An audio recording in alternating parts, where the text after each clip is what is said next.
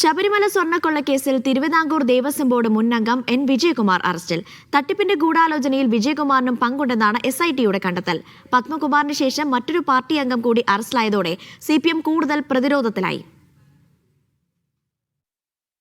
ശബരിമലയിൽ നിന്ന് സ്വർണ്ണപ്പാളികൾ ഉണ്ണികൃഷ്ണൻ പോറ്റിയുടെ കൈവശം കൊടുത്തുവിട്ടത് അന്നത്തെ Devaswom board president A. Padmakumar ഒറ്റയ്ക്കെടുത്ത തീരുമാനമെന്നായിരുന്നു N. വിജയകുമാറിന്റെ മൊഴി. എന്നാൽ ഇതിനെ പൂർണ്ണമായും തള്ളുകയാണ് അന്വേഷണ സംഘം. വിജയകുമാറിന്റെ അറിവോടെയാണ് സ്വർണ്ണപ്പാളികൾ ഉണ്ണികൃഷ്ണൻ പോറ്റിയുടെ കൈവശം കൊടുത്തുവിട്ടത്. ഇതിനായി ഉണ്ണികൃഷ്ണൻ പോറ്റിക്ക് സഹായം ചെയ്തു നൽകി. ജീവനക്കാർക്കിടയിലെ സ്വാധീനം വിജയകുമാർ ഉപയോഗിച്ചു. അനുകൂലമായി മൊഴി നൽകാൻ ജീവനക്കാരെ പ്രേരിപ്പിക്കുകയും ഭീഷണിപ്പെടുത്തുകയും ചെയ്തു. ദേവസ്വം ബോർഡിന് നഷ്ടം വരിക എന്ന ഉദ്ദേശത്തോടെയാണ് വിജയകുമാർ പ്രവർത്തിച്ചതെന്നും റിമാൻഡ് റിപ്പോർട്ടിൽ വ്യക്തമാക്കുന്നുണ്ട്.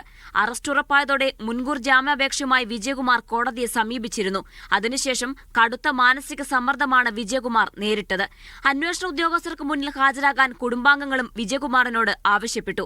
അങ്ങനെയാണ് വിജയകുമാർ മുൻകൂർ ജാമ്യാപേക്ഷ പിൻവലിച്ച ശേഷം അന്വേഷണ സംഘത്തിന് മുന്നിലെത്തിയത്. CPM Thiruvallam east local committee അംഗമാണ് N. വിജയകുമാർ. പത്മകുമാറിന് ശേഷം പാർട്ടിയിലെ ഒരംഗം കൂടി കേസിൽ അറസ്റ്റിലാകുന്നത് CPMനും കനത്ത തിരിച്ചടിയാണ്. A. പത്മകുമാർ അറസ്റ്റിലായിട്ടും അന്നത്തെ ദേവസ്വം ബോർഡ് അംഗങ്ങളായ N. വിജയകുമാറിനെയും KP ശങ്കരദാസിനെയും പ്രതി ചേർക്കാത്ത SITയുടെ നടപടിയെ ഹൈക്കോടതിയും വിമർശിച്ചിരുന്നു. മീഡിയ 1 തിരുവനന്തപുരം.